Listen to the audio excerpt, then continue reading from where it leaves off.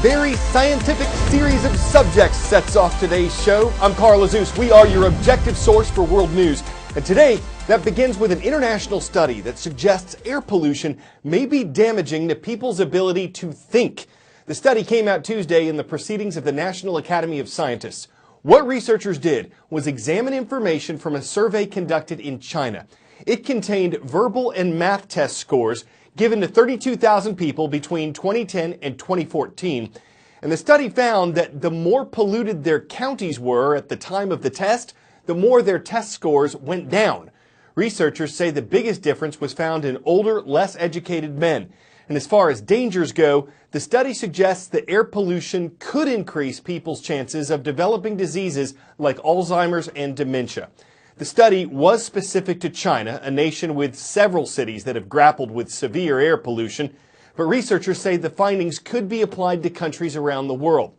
One thing scientists didn't find out was how pollution could hurt the brain, and some folks not involved in the study are skeptical. National Public Radio spoke to James Hendricks, an official with the Alzheimer's Association, and he says he doesn't think a direct cause between air pollution and brain function can be proven, that part of the study's findings are speculative. He adds that as far as Alzheimer's goes, other factors like diet, social interaction, and exercise all play a role in people's risk for developing the disease. 10-second trivia.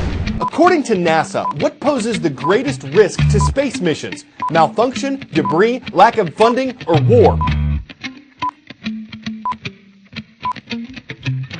There are millions of pieces of debris in orbit that are too small to be tracked. NASA says they're the greatest threat to missions. NASA also says something as tiny as a fleck of paint has damaged a number of space shuttle windows. So imagine what could happen if a satellite were hit by an object the size of a marble. NASA estimates there are 500,000 pieces of space junk that size, traveling as fast as 17,500 miles per hour. Defunct satellites, old rocket boosters, pieces of garbage from collisions. Space debris is the result of 50 years of space travel and not a lot of work to keep space clean. Government and private sector organizations are working to track space junk, and potential solutions are popping up on college campuses too.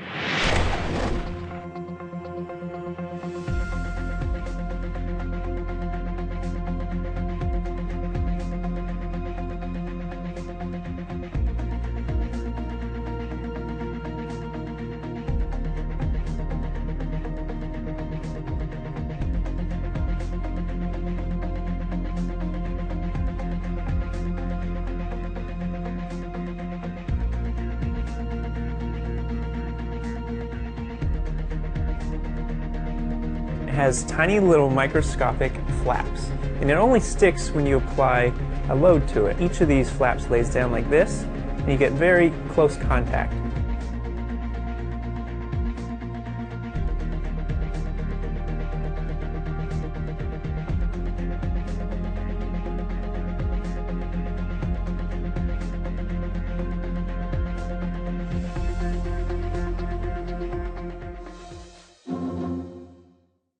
Of course, the reason there are so many man-made objects in space in the first place is because of the value they've brought in looking down at Earth. And it's not just about weather, tides, and population, it's about spying. During the Cold War, a period of intense rivalry after World War II between the Soviet Union and its allies and the United States and its allies, both major superpowers invested in spy satellites. And some of the engineers who worked on U.S. government programs didn't even know for sure they were helping the U.S. spy. They were sworn to secrecy, and they had suspicions that their work was internationally important. The project was declassified in 2011, so now they can talk about it. The program was conducted with strict need-to-know basis. Over the life of the program, about 100 miles of film was exposed, providing almost 500,000 images of the Soviet Union. It was a masterful performance.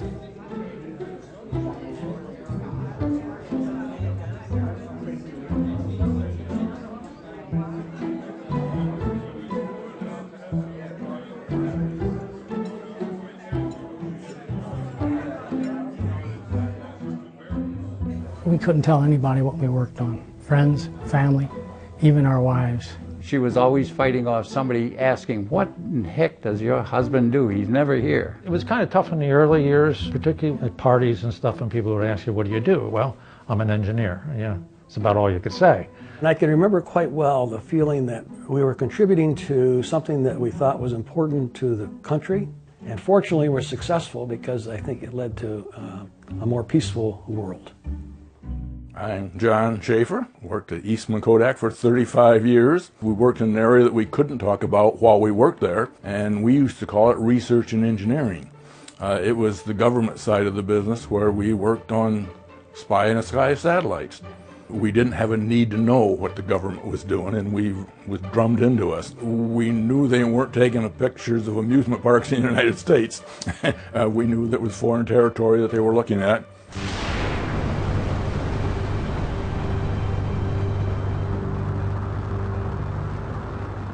Gambit was able to, at its best imagery, identify objects that were smaller than 1 foot in size. It's one thing to know that an object is there. It's another thing to know how quickly it's advancing. So say we're interested in the development of an intercontinental ballistic missile. Gambit allowed us to not only identify its location, but we could identify whether or not it was becoming a more sophisticated weapon. So it was an effort really to safely observe what the Soviets and the Chinese and others were up to. Even to this day, we continue to classify the best resolution capability of the Gambit system.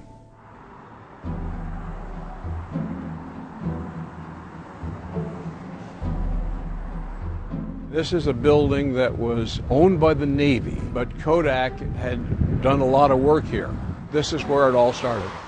My role was in the systems group.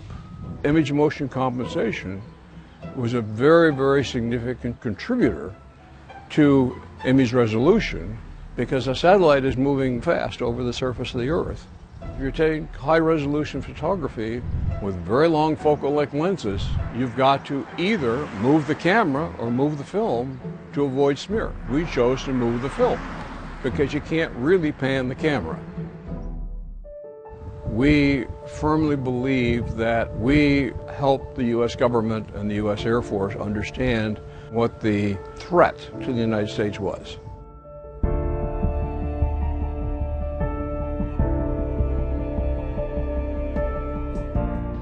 I feel that most of us were very proud of the work we did. It would save lives, so to the extent that we could contribute to this program, I felt good. There was a feeling of patriotism because what we were doing was over and above anything anyone could hope to work on. A lot of the people that graduated from school at the same time I did were drafted and went into the service and were in areas. We had deferments because of what we were doing. You knew there were people out there that were making bigger sacrifices. And if there's anything we can do to stop that, it was well worth working on.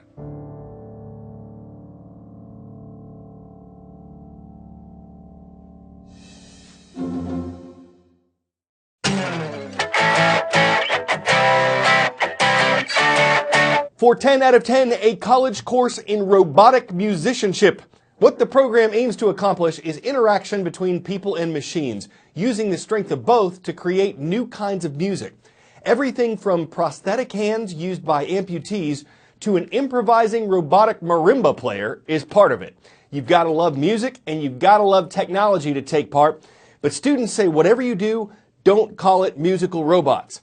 Because if you've got the drive and the sensor to affect your music with a motor, and you're able to get a handle on a whole list of egregious tasks without hiding from a challenge, this could machine music and technology to Dvorak-ing new heights or bring it right back down to Autonomozart classics. I'm Carl Azuz, and that's CNN 10.